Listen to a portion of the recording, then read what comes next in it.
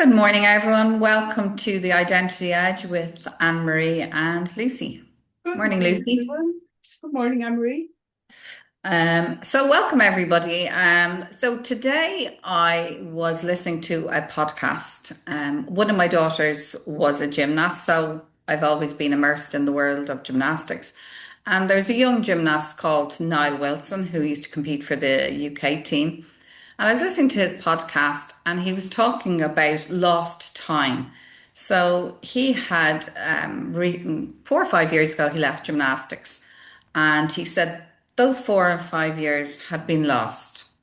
So I suppose at the time he didn't really want to give up gymnastics, but because of, different injuries and stuff, it was time.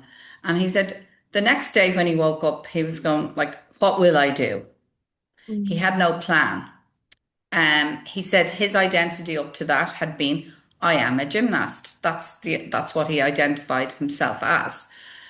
He said he'd no training schedule, so he developed no idea of what to do with his day other than he went training. He ate well, so it even dictated, he said, what he ate and drank. His whole life was gymnastics, and he also missed, he realized, performing. So he missed the adrenaline rush of like people going, wow, look at that, and he also missed his teammates. So all of a sudden, he's on his own, no plan, no teammates, no, like, oh, I can eat what I want, but do I want to eat what I want? Like, I can drink what I want, but like he said, he had no satisfaction with life. Every day was just bland.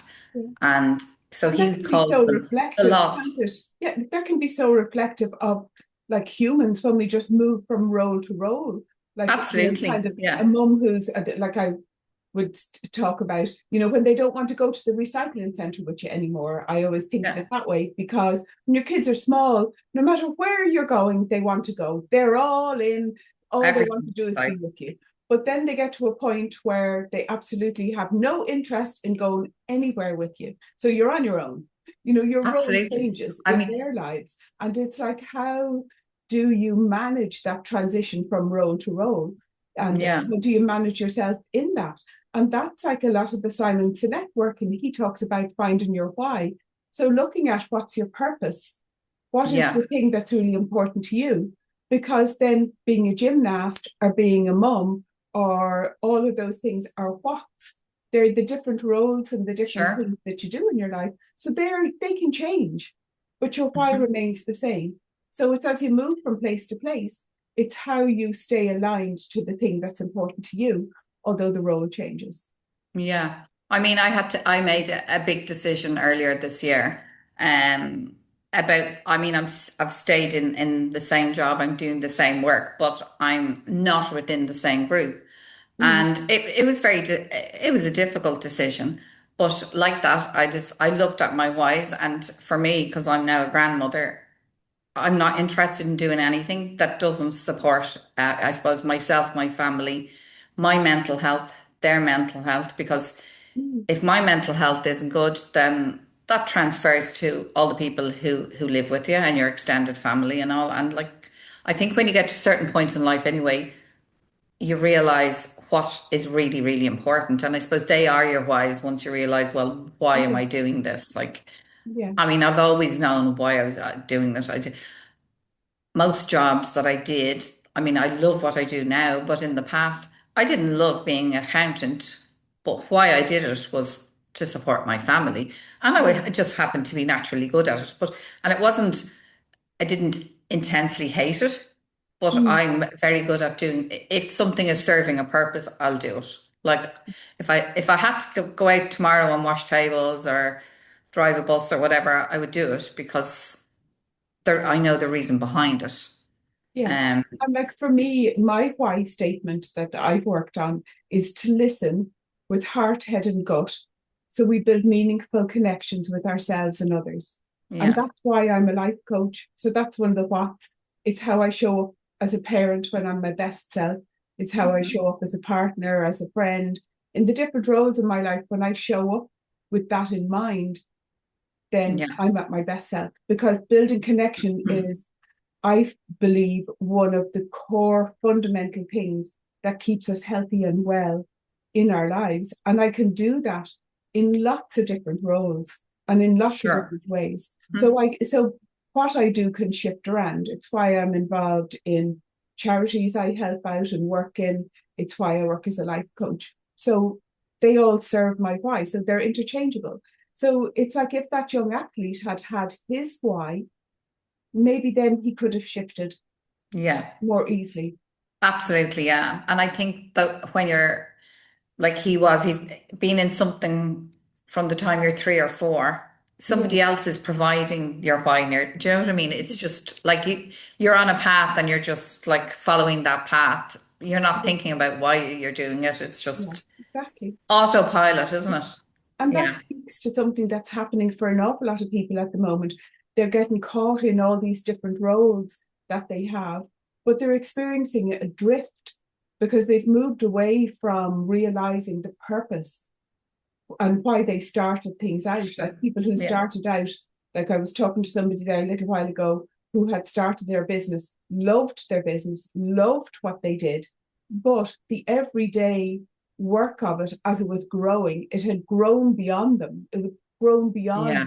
what that they were actually able to do themselves. So they needed to start bringing in other people. So some of the joy had gone out of it because why the business had been started in the first place had got lost. And I think Mm. a lot of people who are self-employed, when they start off as sole traders like that Mm. and they grow, they try to hold on to everything really, really tight. And Yeah, they think like if I employ a few more people, well, I won't get as much, or the business will be different, or but in yeah, reality, like it's like you said in another podcast about the Buckaroo, like the weight is too heavy and you, yeah, you, you physically can't do it. In most businesses, you can't do everything yourself anyway, because you no, don't have the skill set. And so you might be trying to, but you might be doing 10 things very inefficiently. yeah, So, some of the things I do, I'm not very efficient at. But, exactly. you And know, then you experience a drift. yeah, So you the do. You're drift like, then because is like you start to get lost. You're not sure where you're going. You're not sure what your business is about. You're not sure what you're about yourself. You're frustrated and upset because your business isn't what it was at the start. You don't have the same joy and excitement. But it's really just you've lost sight of the purpose and of your sure, why in it. So when you exactly. can realign back into your why, it can actually give you momentum to move forward because it gives you structure about what's important to you. And everybody's why is unique, absolutely unique to them. Yeah. And I think a lot of the time it's just inside your own head and you don't tell anybody. I Yeah, mean, I'm very guilty of that. So like yeah, yourself, or sometimes the way you feel like something but you can't articulate it. yeah. I find that a lot You know with what that is, though, Anne Marie? That's like in the limbic part of our brain is where we carry our emotions and where we carry our intuitive feelings. But sure. that part of the brain doesn't really have a lot of language. And then Yeah. the thinking part of the brain, which is where we get stuck when we start to think all of these things through, then the Yes. thinking part of the brain kind of takes over and goes into overdrive. But the way forward with it is really to get the information from the limbic part of the brain. And that's done through the process of storytelling. When we Yes. tell stories about things that are important to us, when we start to tell stories, that's how the whole find your why process works.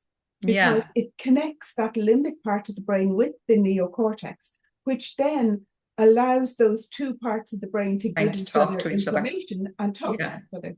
Yeah. Because So, I suppose that's one of the key things I notice with a lot of my students, because most of them are neurodiverse.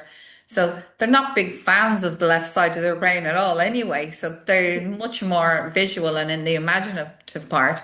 And like if they're left alone, they mm, function really well. But it's when someone starts to ask them, like you said, questions like, why are you doing yeah, this? Why? I yeah. mean, in the work that I do, why is a trigger word anyway. And so it's not a visual word. So But for why is them, such an accusatory word? It's why yeah, did you do that? yeah. Sounds So so different to what was the reason for doing yeah, it? exactly. Yeah. Because then So they can kind of reason it out.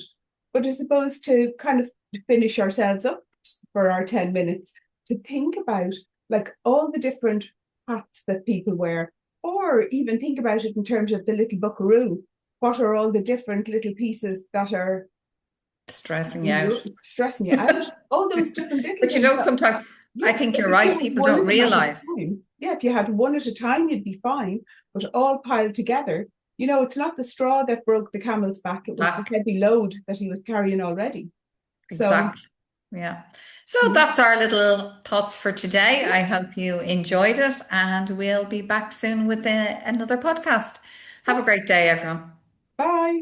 Bye bye.